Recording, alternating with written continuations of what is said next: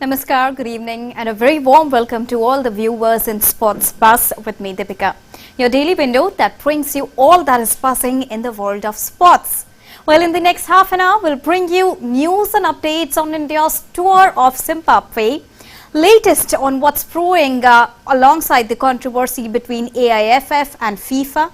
A similar condition is also emerging with the Indian Olympic Association and a lot more. First up, headlines of the hour. Men in blue all set to take on a Zimbabwe cricket team starting 18th of August for a 3-match ODI series. India returns to Zimbabwe after 6 years. Team India last toured to Zimbabwe in 2016.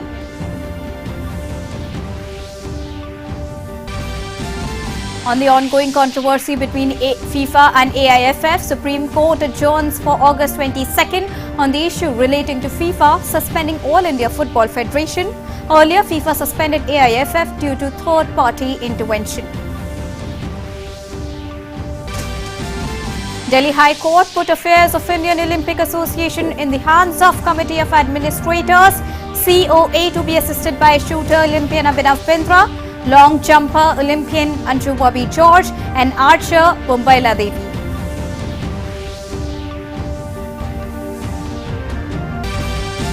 In Durand Cup, Bengaluru FC to clash with Jamshedpur Football Club. Earlier, Mohammedan beat defending champion FC Goa in opening match of the Durand Cup.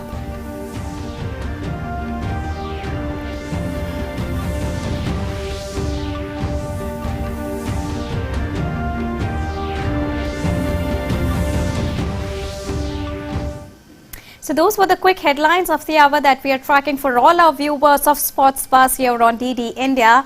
And now let's begin this bulletin with a story coming in from the world of cricket.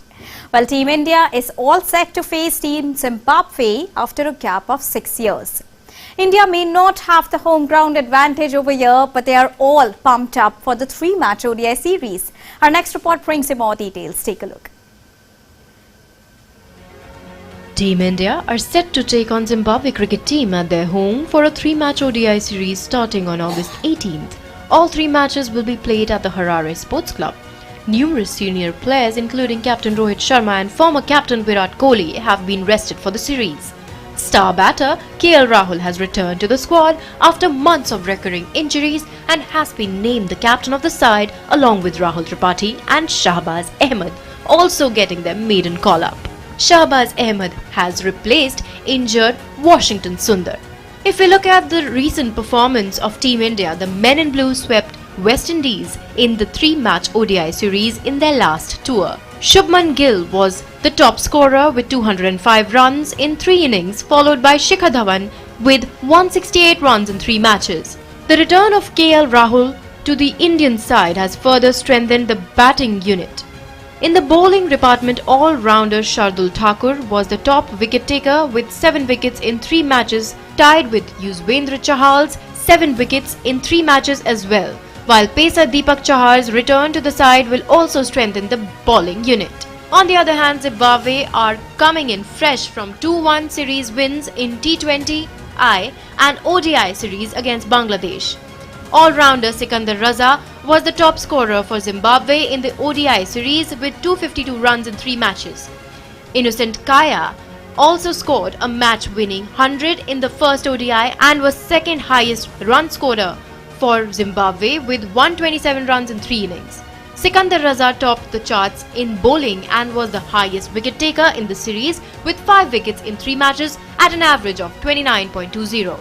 Team India and Zimbabwe have played a total of 63 ODIs, with India having the advantage of 51 victories. Zimbabwe and India drew twice in ODIs, first in 1993 in Indore and then in 1997 in Par.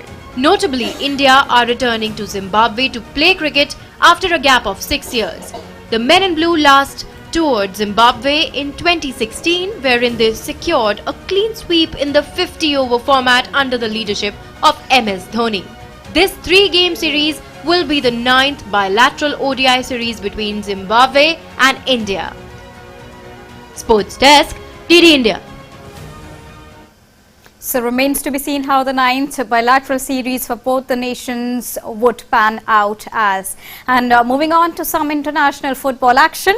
Well, the 131st season of Asia's oldest football tournament, Durand Cup, began on Tuesday. Mohammedan Sporting came back from behind a goal to beat holder FC Goa by 3-1 in the opening match at Salt Lake Stadium in Kolkata. Well, Goa went in the lead late in the first half through Mohammed Nemil, but Sporting struck thrice after the break to pick up the full quota of points. Preetham Singh, M. Fuslarman and Marcus Joseph were on target for the home side. With this victory, the Black Panthers clinched the all-important 3 points and lead their Group A table. The 131st edition of the Durand Cup features 20 teams, with all of them divided into 4 groups of 5 teams each. And moving on to hockey now. In a bid to give a major impetus to hockey at grassroots level across the country, first ever Khelo India Women's Hockey League kick-started in the National Stadium on Tuesday. The Phase 1 of the tournament, which is scheduled until the 23rd of August, will see a total of 56 matches. Indian hockey legend Zafar Iqbal declared the first Khelo India Women's Hockey League open at the Major Dhyan Chand National Stadium in Delhi on Tuesday. The Phase 1 of the tournament, scheduled until August 23rd, started early in the morning. Also present during the opening ceremony were Ekta Vishnoi, Senior Director of Khelo India, Vinit Kumar, former Indian men's hockey team player, Asunta Lakra, the former Indian women's hockey player, and former coach of Indian men's hockey team Piyush Kumar Dubey. जो खेलो India programme Sai और government of India का है, वो बहुत ही अच्छा programme है यहाँ, और उससे जितने भी बच्चे हैं या खासकर यंगस्टर्स, उनको इस टर्फ पे खेलने का एक अलग ही चार्म है. और जो प्रोग्राम यहाँ पे भारत सरकार ने शुरू किया हुआ है खेलो इंडिया के तहत, उससे बच्चों के दिल से पूछिए वो कितने excited हैं और enthusiastic हैं यहाँ पे खेलने के लिए. This is a fantastic initiative by Hockey India and SAI. More so because Delhi Hockey has been involved and they're co-partnering this event. It's an under 16 women's league, which means that the future of the country is going to come out from these leagues. Because these leagues are, there are 16 teams in these leagues from all over the country. That's the cream of the under 16 crowd as of now. And after seeing all this, the other children are going to get inspired who are younger than under 16 also. After a gap of 16 years, India's women hockey team returned to the Commonwealth Games podium, defeating New Zealand via thrilling tiebreaker in the bronze medal playoff in Birmingham. Former Indian captain Asunta Lakra said the Indian women team have come a long way. हमेशा से girls team बहुत अच्छा perform कर रही है, और जिस तरह लीग हो रहे हैं उससे मुझे लगता है कि कंपटीशन और ज़्यादा बढ़ेगा, और इससे खिलाड़ी और ज़्यादा प्रोत्साहित हो रहे हैं. टूर्नामेंट जो होते बड़े टूर्नामेंट, वो हमारे इंडिया के खिलाड़ियों के लिए बहुत फ़ायदेमंद रहेगा, क्योंकि वो नज़दीक से देखेंगे अच्छे अच्छे खिलाड़ियों को. जितना हम प्रैक्टिस करके नहीं सीख सकते ना, वो उससे भी सकते हैं, बट अगर हम नज़दीक से बैठ के देखते हैं तो गलतियाँ, प्लस पॉइंट क्या है नहीं है, वो देख के ज़्यादा सीख सकते हैं. A total of 56 matches will be played in Phase 1. Sports Authority of India has allocated total of Rs 53.72 lakh for 3 phases of the competition, which includes prize money of Rs 15.5 lakh. Tapush Bhattacharya's report, DD India. Well, Indian hockey team is always under a truckload of expectations when they participate in any Olympic campaign. Although India is the most successful team in Olympics in hockey with 8 gold medals, the team has failed to make an impact since they last won a gold in 1980. But Indian legend hockey player Zafar Iqbal said that Indian men's and women team are on the right track, and with Prime Minister Narendra Modi standing right beside them, they are expected to scale to newer heights. The Indian hockey legend was present at the Major Dhyan Chand National Stadium to declare the first Khelo India Women's Hockey League open. On the sidelines of the event, our correspondent Tapush Bhattacharya spoke to him exclusively. Take a listen. Playing here. No, it's just a golden opportunity for the young girls who are taking part in the first Khelo India Under 16 League matches. So naturally, it's a big opportunity to play here, and this is one of the in the topmost stadium of the world, I can say. Yes, there's no doubt about it. And these girls are really, they have come up very well. And I'm sure this lot will give some good players for the national team in future. There's no doubt about it. Last few decades, hockey has changed in the country. What do you think that has changed drastically in men's hockey and women's hockey, in hockey in general? And where do you see Indian team, especially when we are hosting the World Cup also, how do you see Indian team's chances there? No, the 11 players is still remaining the 11 players. There is no change in that. But the formation has been changed, it has become totally power game, and the duration might have reduced by 10 minutes, but you need a lot of stamina in this fitness also. So the entire team has to be very fit, very, very fit if you are going for any competition at that level, the world level or Commonwealth game level or Asian Games level. And what is India's chances for the World Cup? How do you see that?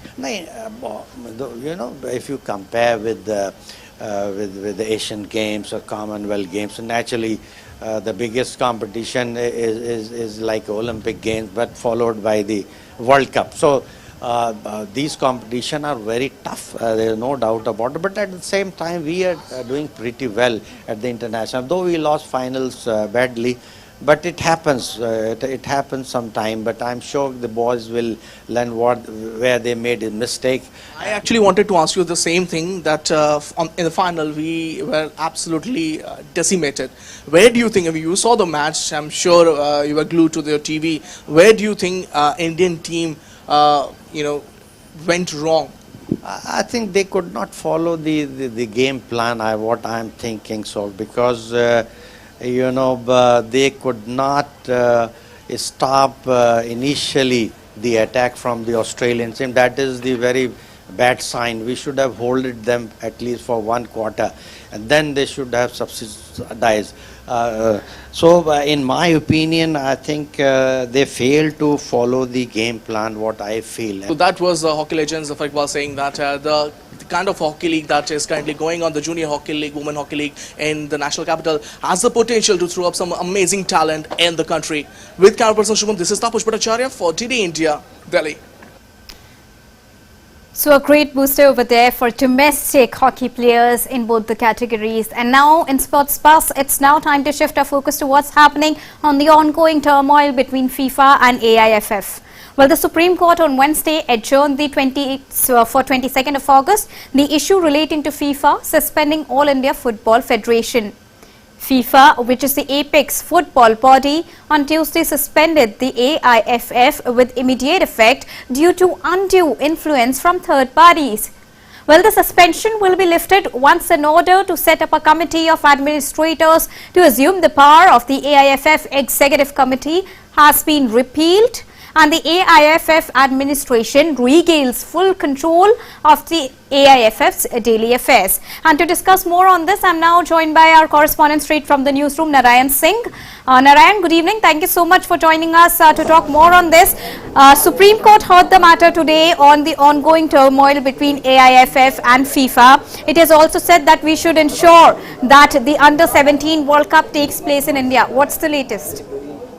Right now, today the Supreme Court has adjourned the hearing of this matter to the 22nd of August, as the Solicitor General, who was representing the centre government, said that there were many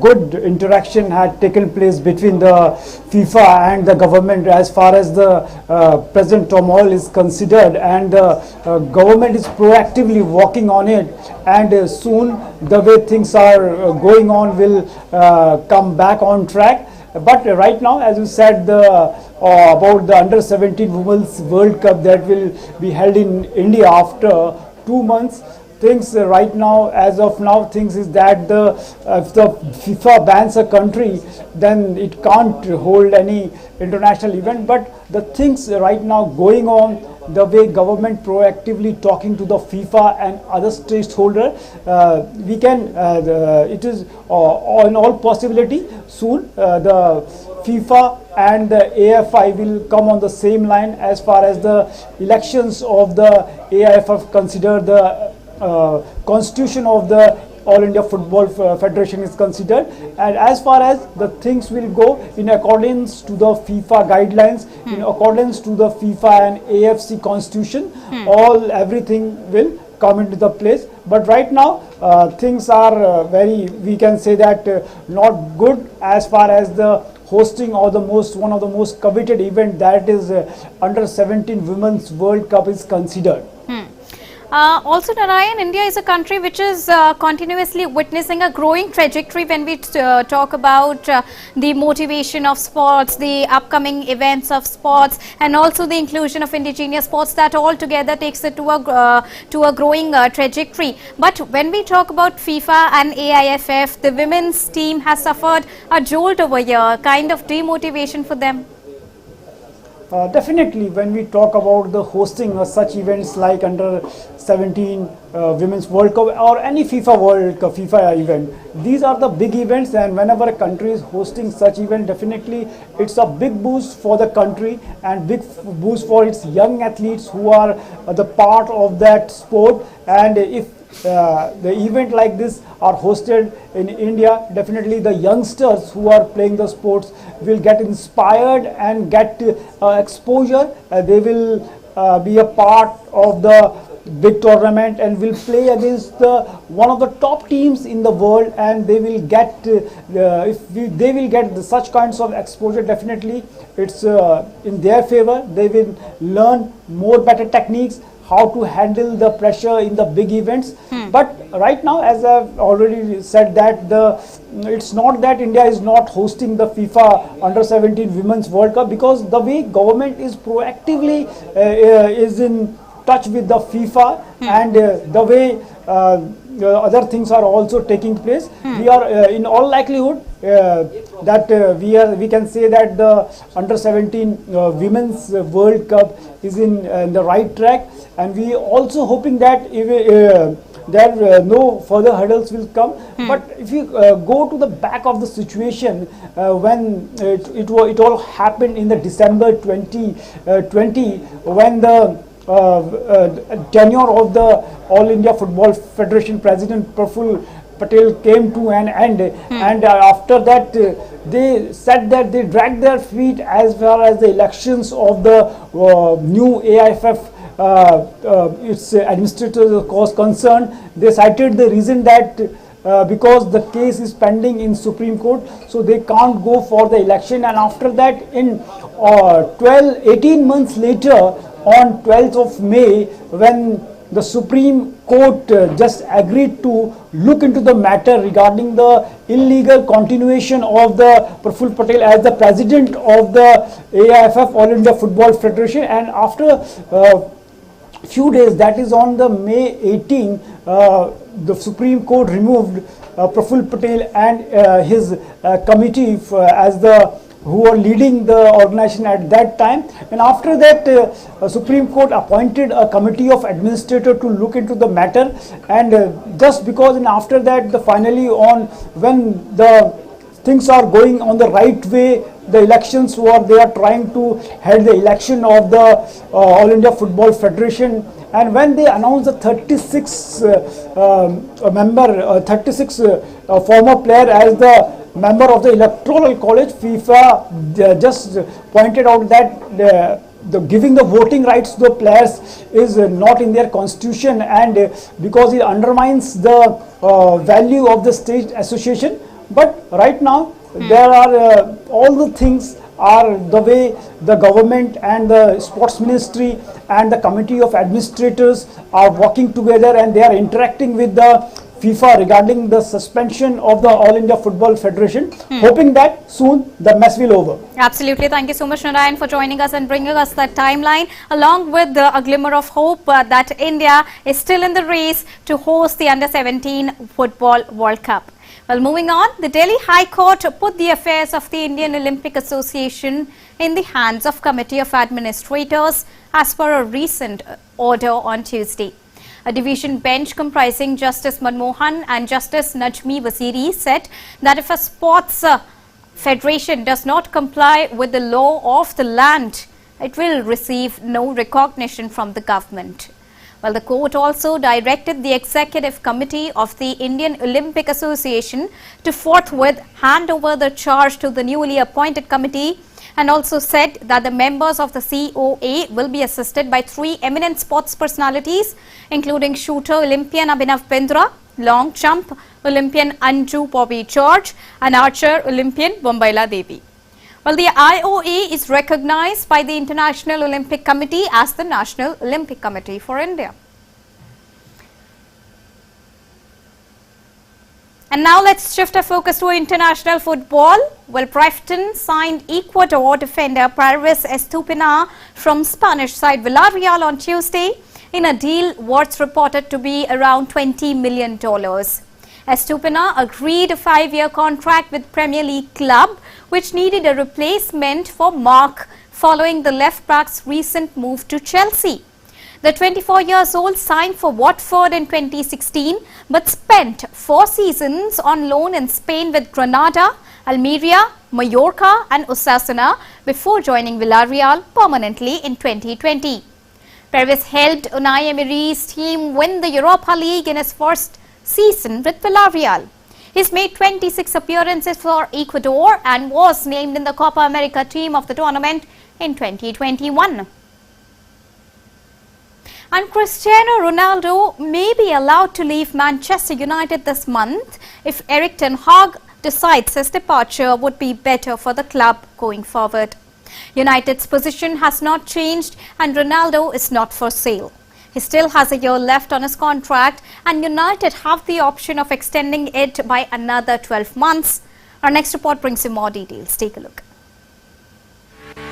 Speculation over Cristiano Ronaldo's future is mounting following a disastrous start to the season for Manchester United, which has put them bottom of the Premier League with 2 losses. The Portuguese international has been at Old Trafford for less than a year and has another year on his contract. But rumours have swirled that he is looking to make a leap before the transfer window closes on 1st of September. United have suffered their worst start to a Premier League season in 101 years under new manager Ten Hag. With an opening weekend defeat to Brighton swiftly followed by a humbling 4-0 loss away at Brentford on Saturday, United sit bottom of the table. The result left United bottom of the table as Dutchman Ten Hag became the first manager since John Chapman in 1921 to lose his opening 2 games in charge of the club. Meanwhile, Ronaldo's United future is in serious doubt, with the 37-year-old wanting to quit Old Trafford this summer in favour of joining a Champions League club. Ten Hag has publicly said Ronaldo remains in his plans for the club, but local reports indicate the coach and top management are wrestling with the idea of letting him go. The 5-time Ballon d'Or winner has been linked to La Liga's Atletico Madrid and Bundesliga champions Bayern Munich. Sports Desk, DD India. An update from the world of combat sports now. Well, heavyweight world champion Alexander Usyk and challenger Anthony Joshua stepped into the ring for media training sessions on the 16th of August, just days ahead of their highly anticipated rematch in Jeddah. Usyk beat Joshua in front of a sellout crowd at London's Tottenham Hotspur Stadium last September to take the WBA, WBO, IBF and IBO belts. The Ukrainian reigning champion was decked out in the blue and yellow colors of his national flag with the words "Colors of Freedom" emblazoned across his chest. Said he was happy of a plan to allow the fight to be aired in Ukraine for free. Dubbed as the Rage on the Red Sea, the fight will be hosted at Jeddah's King Abdullah Sports City Arena. Well, Joshua also said that he learned a lot from his first meeting with Usyk and predicted a knockout win on Saturday. Take a listen. You know what I learned? Like, previous experiences are helpful, but it's all about the night, right? What you do on the night. So yeah, I don't know how much it will help me, but I'm focused and I'm just ready to get the job done. And Daniel Medvedev looked like he had a point to prove as the Russian got preparations for his US Open title defense back on track with a 6-4, 7-5 victory over Botic 1 the Sanchulp in the second round of the Cincinnati Open. Take a look at this report that brings you all updates from Cincinnati. Just days after claiming the biggest title of his career at the Canadian Masters, Pablo Carreño Busta crashed out of the Cincinnati Open. The Spaniard met his match in Serbia's Miomir Kekmanovic, who served up 12 aces to win the epic battle 1-6, 7-5, 7-6 in just under 3 hours. Kekmanovic will next face Jannik Sinner. American Taylor Fritz showed off some powerful serving and aggressive returning to breeze to a comprehensive 6-1, 6-1 victory over Argentine Sebastian Baez. Fritz will face Australia's Nick Kyrgios in the second round. Nick Kyrgios quickly regained his composure after losing his temper during a 7-5, 6-4 win over Alejandro Davidovic Fokina to reach the second round of the Cincinnati Open, where he will face hard-hitting American Taylor Fritz. Kyrgios appeared in complete control when he crushed down an unreturnable serve to capture the first set and went up a break early in the second. British number 1 Emma Raducanu put a dampener on Serena Williams' farewell tour after thrashing the American great in the Cincinnati Open first round. The 23-time Grand Slam champion lacked sharpness and her 19-year-old opponent punished her in a composed display. Reigning US Open champion Raducanu will play Victoria Azarenka in round 2.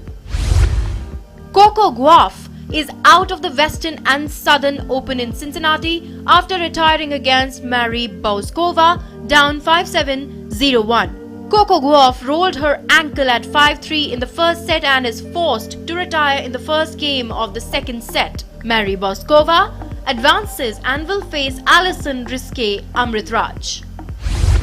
Japan's Naomi Osaka's US Open preparation suffered another setback when the former world number 1 was swept aside 6-4, 7-5 by China's Zhang Shuai in the Cincinnati Open first round. Sports Desk, DD India. Well, hours after hitting the headlines of buying football club Manchester United, Tesla CEO Elon Musk has tweeted to clarify that the reports are long-running jokes. In a tweet, he said that he's not buying any sports team. Musk is the richest person in the world. He earlier tweeted to reveal that he was buying Manchester United. However, Man United is also one of the world's best supported football club. They've been champions of England a record 20 times and have won the European Cup, the most prestigious club competition in the global game, 3 times.